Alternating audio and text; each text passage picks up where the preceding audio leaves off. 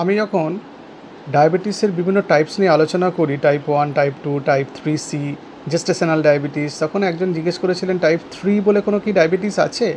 আসলে officially type 3 বলে কোনো ডায়াবেটিস নেই, কিন্তু একটা লিঙ্ক আলোচনা করা হয়েছে টাইপ 3 ডায়াবেটিসের আন্ডারে ইনসুলিন রেজিস্ট্যান্স আর অ্যালঝেইমার ডিজিজের মধ্যে। দেখা গেছে ইনসুলিন রেজিস্ট্যান্স শরীরে যখন বাড়ে তখন অ্যালঝেইমার ডিজিজ বাড়ে। অ্যালঝেইমার ডিজিজ আমি বলেছি যে ডিমেনশিয়া, এগুলোতে অ্যালঝেইমার ডিজিজ হচ্ছে first most common cause of dementia.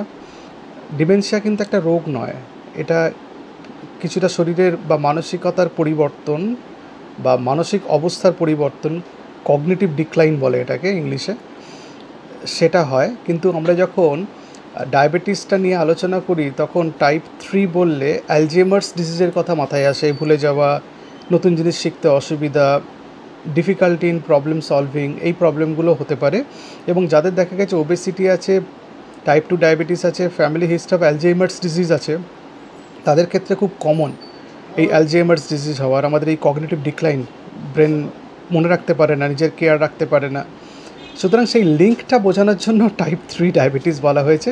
এরকম কোনো ডায়াবেটিস অফিসিয়ালি নেই, তবে এই অ্যালঝেইমার্স ডিজিজের সঙ্গে একটা ইনসুলিন রেজিস্ট্যান্স বা ডায়াবেটিসের একটা সম্পর্ক বোঝানোর জন্য এই টার্মটা কয়েন করা হয়েছে।